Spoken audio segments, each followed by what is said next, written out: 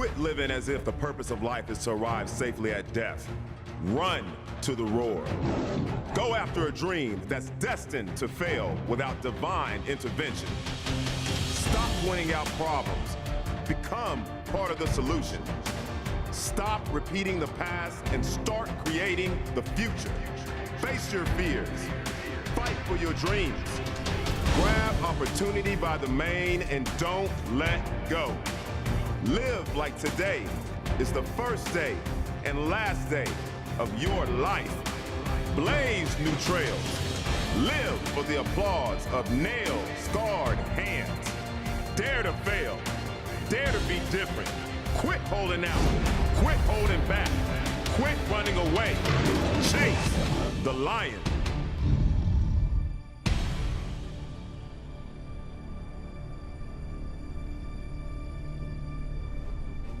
All of us love open doors. Closed doors, not so much. But someday, we may thank God as much for the closed doors as the open doors. God is in the business of strategically positioning us in the right place at the right time. Here's the catch. It often feels like the wrong place at the wrong time, like in a pit with the lion on a snowy day. But God is like a chess grandmaster who positions his pawns and bishops and kings and queens. Even when we experience a setback, we don't take a step back because God is already preparing our comeback. So don't retreat when it looks like your dream has hit a dead end. There might be a resurrection right around the corner.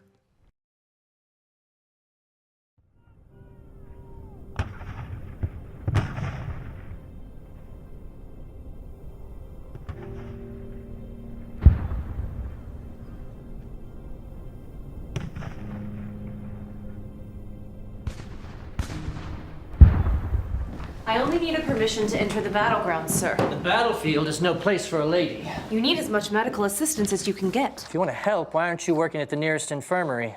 I've not attended nursing school, but I can provide more immediate assistance where it's needed, where there isn't a hospital nearby. You're not even a nurse. What exactly do you do, miss? I'm a school teacher. The battlefield is no place for a school teacher now, is it? It's no place for children either. Those are 3 of my students who have already died fighting. Now, I put everything into teaching these children, but until this war is over, none of that's going to matter unless they survive it. All I'm asking is that you allow me to help tend to them until they can get proper treatment. You're not allowed on the field of battle. You can set up camp outside the area, nothing more, and I will not guarantee your safety should a stray bullet or ball make it through the tree line. Miss? Clara, Barton. Do not step foot on the battlefield.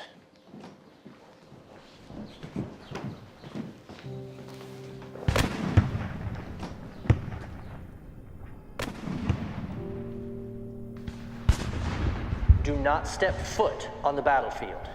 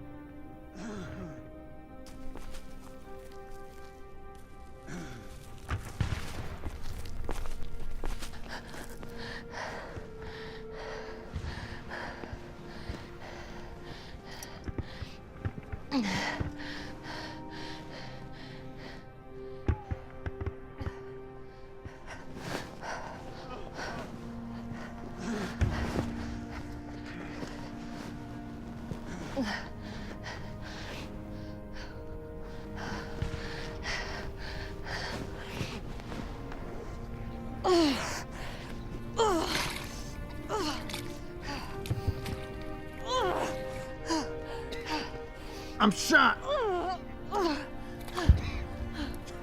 Help me.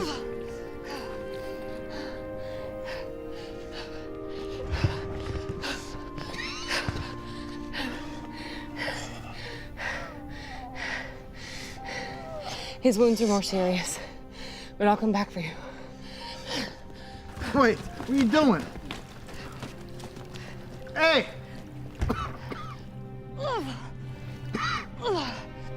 Help me.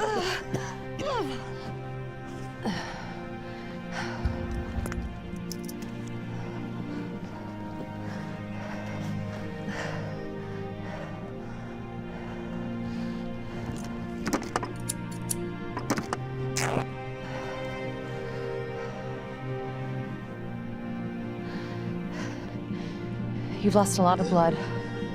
We're gonna have to get you to a hospital. I have to go get your friend.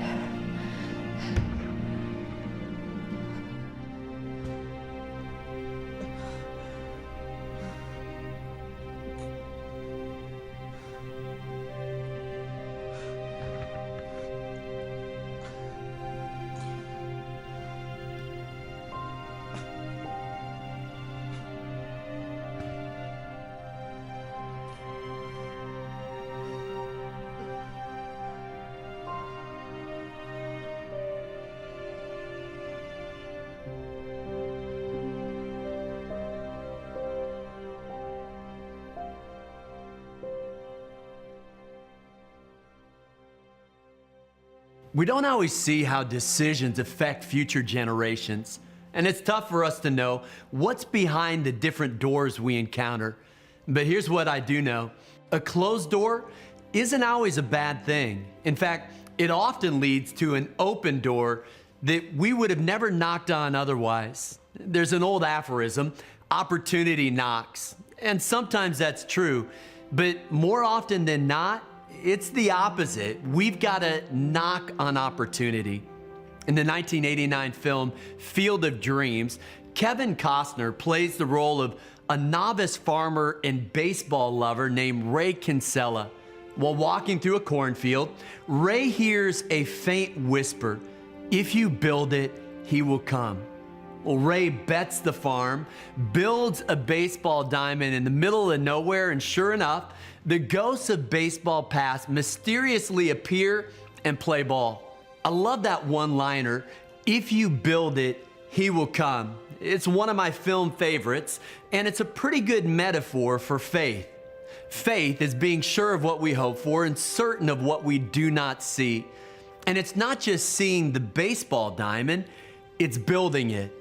Remember the command that God gave to the Jewish priests when they came to the Jordan River? He said, "Go and stand in the river."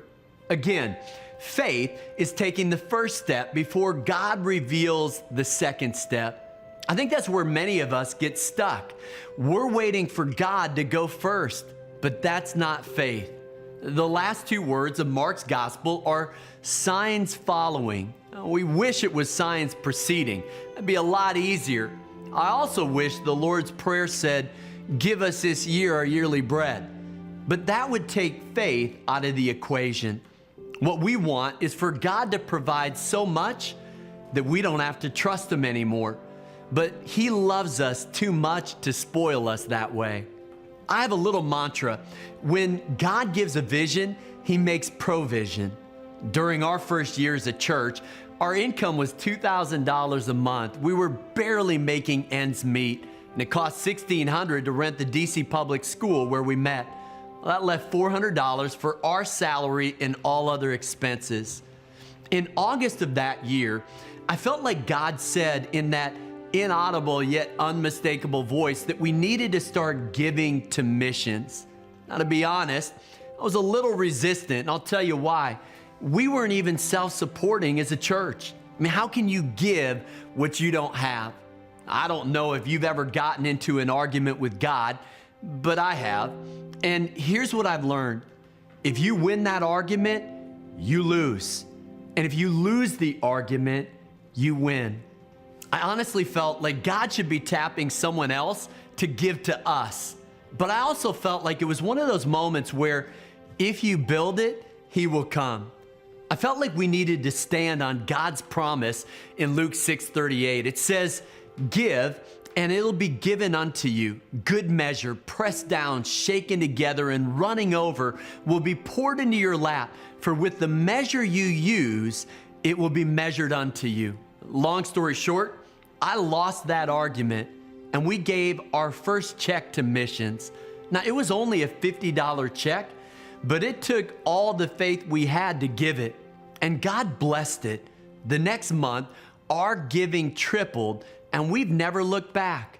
This past year, our church took 34 mission trips, and we gave more than $2 million to missions. And we opened a $5 million dream center in a part of our city where we're trying to change some statistics one child at a time. If you build it, He will come. Listen, when God gives a vision, He's gonna make provision. By definition, a God-sized dream is beyond our ability and beyond our resources. That's how God gets the glory. The question is this: what $50 step of faith do you need to take? What argument do you need to lose? What lion do you need to chase? As I look back on our dream journey as a church, that $50 step of faith was a decisive moment. It was one small step, one giant leap. And I think that's true for each of us. In the plot line of our lives, there are decisive moments. For me, it was giving up a full ride scholarship to the University of Chicago and transferring to Central Bible College to pursue ministry. It was Laura and I packing up a U-Haul truck and moving from Chicago to DC, even though we had no place to live and no guaranteed salary. It was opening a coffee house, even though we had no business going into the coffee business. We only make a few major decisions in life, then we spend the rest of our lives managing those major decisions. Those are the decisive moments, and they aren't just narratives, they're meta-narratives. As far as we know, Benaiah only chased one line. Granted, that's one more than anybody I know, but it was more than just a one-off. It was a storyline. That one decisive moment defined his life. That one decisive moment defined his approach to life. Chase the lion. Here's the good news. You're one decision away from a totally different life. Now, it might be the toughest decision you ever make, but if you have the courage to make it, it can become a decisive moment and change the trajectory of your life. Far too often, we doubt our dreams and delay our destinies.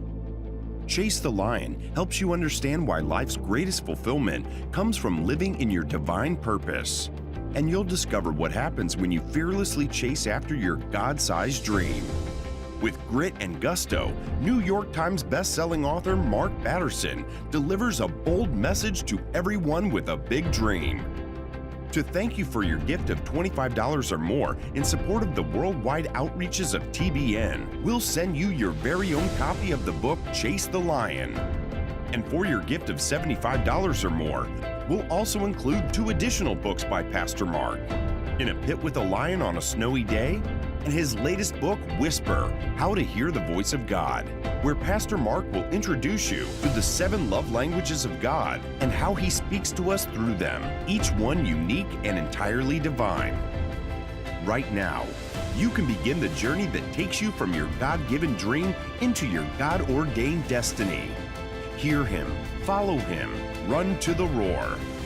Call or go online right now to share a gift and request these powerful resources from Pastor Mark Batterson.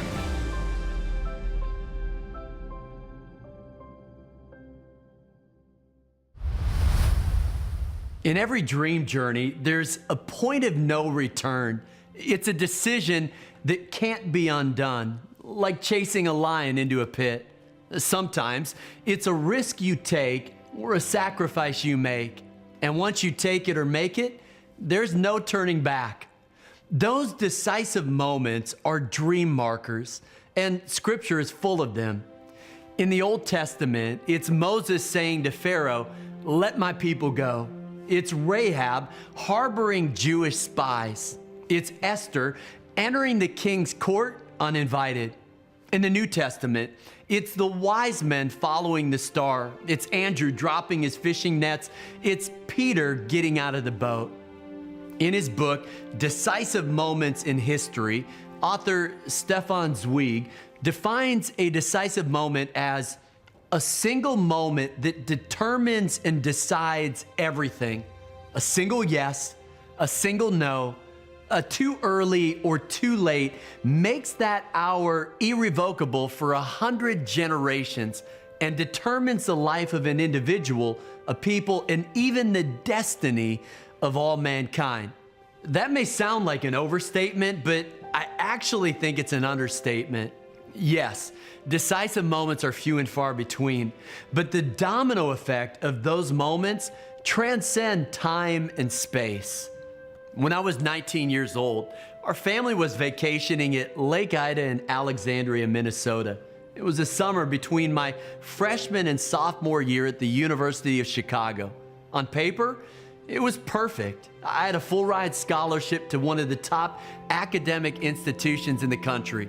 I had a starting position on the basketball team, but God was stirring something in my spirit. So I got up extra early on the last morning of vacation and decided to do a prayer walk down some dirt roads.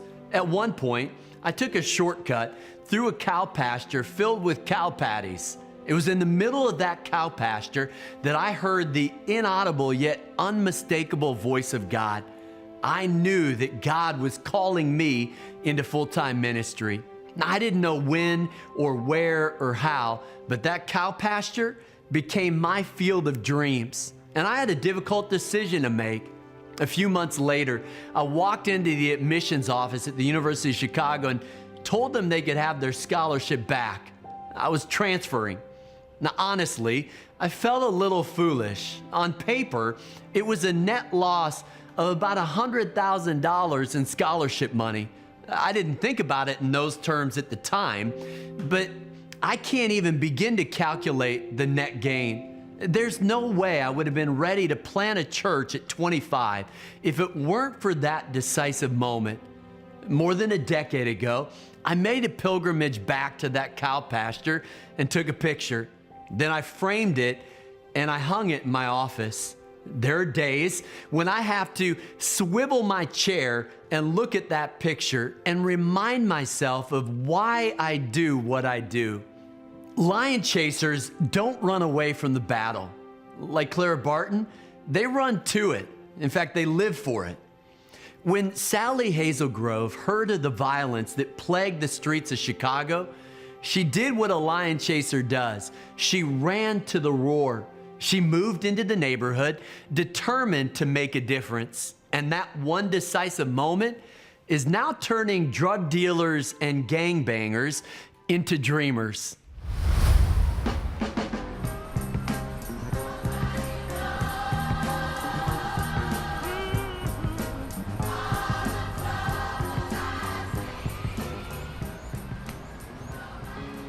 I've been living in Inglewood for 19 years. I lost my big brother on the street, so it really tore me down when I was little. It made me start making bad choices and getting into the wrong thing. In the neighborhood I live in, Inglewood, it's a lot of hatred. You could be with somebody today and tomorrow they'll be dead. That's how it is in Chicago. You ain't even gotta be in no gang to die. Anybody could die. Inglewood police are investigating a shooting Someone last in a night small as a case of compact car homicide. drove by. Two separate shootings, one deadly. I had seen Inglewood on the TV quite a bit, on the news, and I felt that God wanted me to come here, to be honest. I started volunteering at a court-mandated program for boys on probation. I was appalled at the amount of young men that were going into the system. I started to realize I had found my life calling out here in Inglewood.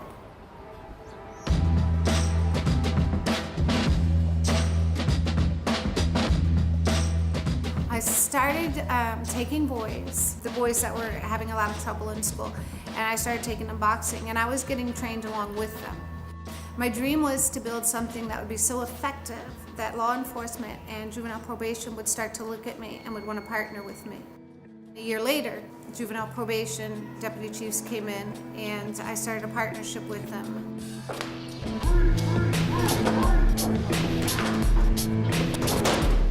It teaches you discipline and confidence.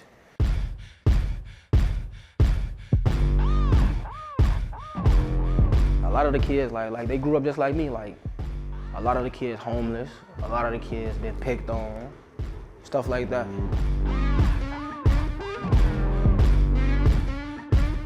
They've been through the same thing I've been through. And I be just trying to help them find a way out. Like, I'm trying to find a way out. I'm in the same situation as them. When I'm traded them, nothing else matters. It's like I could be having a bad day, and when I come to the Crusher Club and see all the kids, and they be happy to see me, it's like, it makes my day.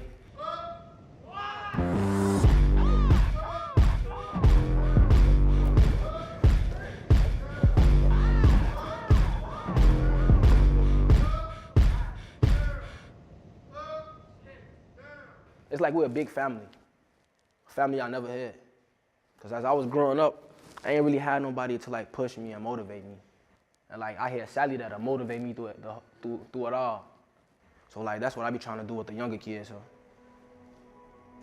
I started coming with my friend Ivory. He brought me here the first day, and then I liked what they was doing in the ring. And I like boxing because I just like doing it. We learned friendship. We learned how to stay out of trouble. We learned how to communicate to others.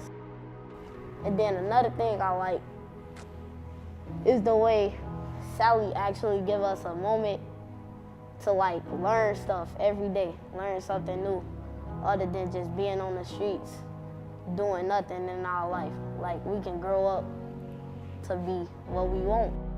Crushers Club, like, it changed my whole mindset of what I was at first. I wanted to be in the streets like everybody else. When I got in Crushers Club, the discipline helped me find myself. Now, I'm a Golden Glove champion and a Junior Olympic champion. I see myself pro. I see myself getting a bigger Crushers Club.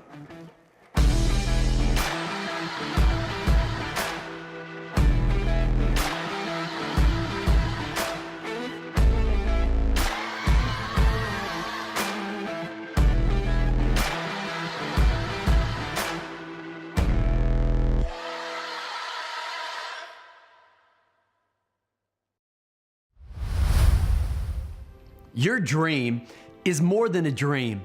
It's a calling.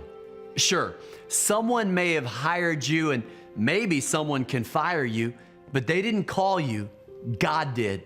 And if you forget that fact, you forget why you do what you do and who you do it for. And for the record, God doesn't just call the qualified, He qualifies the called. Scripture doesn't give much context, but one of David's mighty men was named Shammah. One day, he found himself in a field full of lentils. In other words, it was a farmer's field. But for Shammah, it was his field of dreams. When the rest of the army retreated, that's where Shammah took his stand. It was a decisive moment. It was a point of no return. Let me go back to the beginning of this series. Benaiah had a decision to make when he spotted that lion. It was fight or flight, and he could have run away from what he was afraid of, and no one would have blamed him. But I think he would have been forfeiting his future. Instead, he chases the lion and ends up landing a position as King David's bodyguard. He goes on to become commander-in-chief under King Solomon, but it traces back to this decisive moment. I'm not sure where you are in your dream journey, but before you go forward, sometimes you have to go back to the field of dreams, the place where God called you, the place where God gave you a dream. One last observation. Dreams aren't just born. Sometimes they're born again. After our first attempt at church planting failed, I thought the dream of planting a church was dead. I've since discovered that God-ordained dreams often go through a death and resurrection. Only when the dream is dead and buried can it be resurrected for God's glory. Most dreams die, not because they're the wrong dream, but because it's the wrong time. We're not ready for it, or it isn't ready for us. But what seems like a waiting period, I think, is a grace period. Don't put a period where God puts a comma. When the time is right, dust off that dream and rededicate it to God. Church planting isn't the only dream that took me 2 attempts. So did my first book, In a Pit with a Lion on a Snowy Day. I didn't write that book once, I wrote it twice. It also took 2 attempts to get a contract on the property that is now Ebenezer's Coffee House. The first contract fell through, and I'm glad it did. God knew that we needed another year of financial and numerical growth under our belt before undertaking that project. It felt like a waste of time when it happened, but God's timing is perfect. Sometimes what we perceive as a no is really a not yet. At the end of the day, it's not your dream, it's God's dream. It's from Him, it's for Him, and He who began a good work is the one who's gonna carry it to completion. The question is this: what decision do you need to make? The longer you wait, the harder it will get. If you build it, He will come. Chase the Lion is more than a book, more than a series. It's a call to action. Here's the good news. You're one decision away from a totally different life. But here's the challenge. You've got to quit running away from what you're afraid of and run to the roar. Far too often, we doubt our dreams and delay our destinies. Chase the Lion helps you understand why life's greatest fulfillment comes from living in your divine purpose. And you'll discover what happens when you fearlessly chase after your God-sized dream. With grit and gusto, New York Times bestselling author Mark Batterson delivers a bold message to everyone with a big dream. To thank you for your gift of $25 or more in support of the worldwide outreaches of TBN, we'll send you your very own copy of the book Chase the Lion. And for your gift of $75 or more, we'll also include 2 additional books by Pastor Mark: In a Pit with a Lion on a Snowy Day, and his latest book, Whisper, How to Hear the Voice of God. Call or go online right now to share a gift and request these powerful resources from Pastor Mark Batterson.